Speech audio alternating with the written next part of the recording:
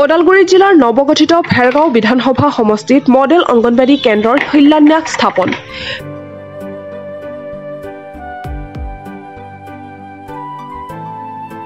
ভেৰগাঁও দুটাকৈ ভিন্ন স্থানত নতুনকৈ মডেল অংগনবাড়ী কেন্দ্ৰৰ শিলান্যাস স্থাপন বিশ্বজিৎ দৈমাৰী। ওদালগুৰি জিলাৰ ভেৰগাঁও বিধানসভা সমষ্টিৰ অন্তৰ্গত ২ নং নাওবান্ধা আৰু বৰংগাজুলি খুঁটিৰ পিপলহটিত একোটাকৈ স্থানত ২৫ লাখ টকা ব্যয় সাপেক্ষে যোৱা শনিবাৰে বিধানসভাৰ অধ্যক্ষ বিশ্বজিৎ দৈমাৰীয়ে গাঁও অঞ্চলৰ শিশুসকলে পঢ়াৰ ক্ষেত্ৰত উপকৃত হোৱাকৈ মডেল অংগনবাড়ী কেন্দ্ৰৰ শিলান্যাস স্থাপন কৰে।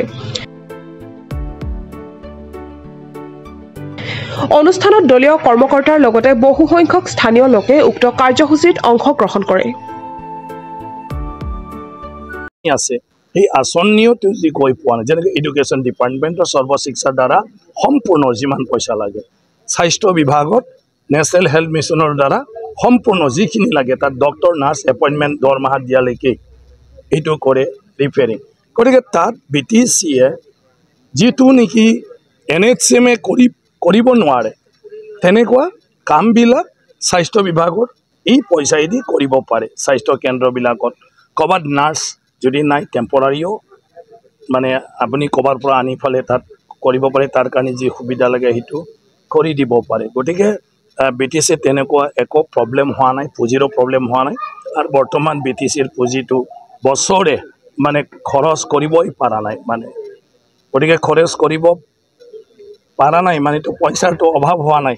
আৰু চেণ্ট্ৰেলৰ এটা নিয়ম আজিকালি আপোনাৰ তাত যেতিয়ালৈকে পইচা খৰচ নোহোৱাকৈ থাকিব তেতিয়ালৈকে পইচা ৰিলিজ কৰি দিয়া নহয়। ষ্টেট গভৰ্ণমেণ্টও আমাৰ ৰাজ্য চৰকাৰক কেন্দ্ৰৰ পৰা আমি পুঁজি নাপাওঁ যেতিয়া আমাৰ হাতত পুঁজিটো অব্যৱহৃত হৈ থাকে। মানে আজিকালিৰ দিনটোত আপুনি যিমান কাম কৰিব ইমানেই পইচা পাব। বাজেটৰ বাদেও যদি আপুনি কাম কৰিব খোজে তেতিয়া আপোনাক ছাপ্লিমেণ্টাৰী ডিমাণ্ডৰ জৰিয়তে মানে উপৰোক্ত পইচা দি ফালে আপোনাৰ কামটো কৰিবলৈ দিয়ে। এতিয়া আজিকালি দিনটোত পুঁজিৰ কোনো অভাৱ নাই, মাত্ৰ পলিচি ষ্ট্ৰেটেজি সেইটো লৈ কাম কৰাৰহে প্ৰয়োজন। গতিকে সেইটোকে তেখেতে জনাইছে যে তেখেতে নিজাববীয়াকৈও ৫৬০ কোটি টকাৰ এক্সট্ৰা আৰু ফাণ্ড দিছে, যিটো নেকি ফ্লাড কণ্ট্ৰল বা ৱাটাৰ ৰিচৰ্চত অন্যান্য স্কিম কাউন্সিলে তেওঁলোকক দিয়া পইচা দিও কৰিছে। আৰু ষ্টেটৰ নৰ্মেল মানে আঁচনিটোও BTCয়ে পাই আছে। এতিয়া আমাৰ এলেকাতে আমি কওঁ, আমাৰ সমষ্টিত এতিয়া আমি গোটেই পাৰ্কো পইণ্ট লগাই দি আছোঁ। এই গোটেইটো ষ্টেটৰ পইচা, এইটো ৬০০ কোটি টকাৰ লগত কোনো সম্পৰ্ক নাই। আৰু BTCৰো সেইটো প্ৰজেক্ট নহয়। আজি আমি চব নদীতে পাৰ্কো পইণ্ট মানে চব দি আছোঁ, ক'ৰবাত আমি মাথাউৰি দি আছোঁ, কিবা দি আছোঁ। এইবিলাক এই মানে পীযুষ হাজৰিকা ডাঙৰীয়া কোৱা টকাটো নহয়, গতিকে তাৰ বাদেও দি আছে। গতিকে এতিয়া আমাৰ BTC চৰকাৰ যোনে নকৰক অকল মানে ৰণকৌশল মানে ষ্ট্ৰেটেজি তৈয়াৰ কৰিব লাগে। আৰু BTCত বিভিন্ন কাম কাজ কৰাৰ ক্ষেত্ৰত ক'ত কি অসুবিধা আছে সেইটো আঁতৰাব লাগে। আৰু BTCয়ে নিজে কিছুমান নিয়ম নীতিবিলাক যদি আইন কানুনবিলাক বনাই লয় তেতিয়াহ'লে চব কাম কৰিব পাৰিব। গতিকে BJP চৰকাৰ হ'লে যদি ষ্টেট গভৰ্ণমেণ্টৰ কিবা বজি আছে সেইটোও ৰাতিৰ ভিতৰতে চব কাম মুখ্যমন্ত্ৰীৰ লগত কথা পাতি কৰি ল'ব পাৰিব। কিন্তু ৰাইজে কোনটো বিচাৰে। ওদালগুৰিৰ পৰা চিন্ময় ডেকাৰ ৰিপৰ্ট, প্ৰাত টাইম ডিজিটেল।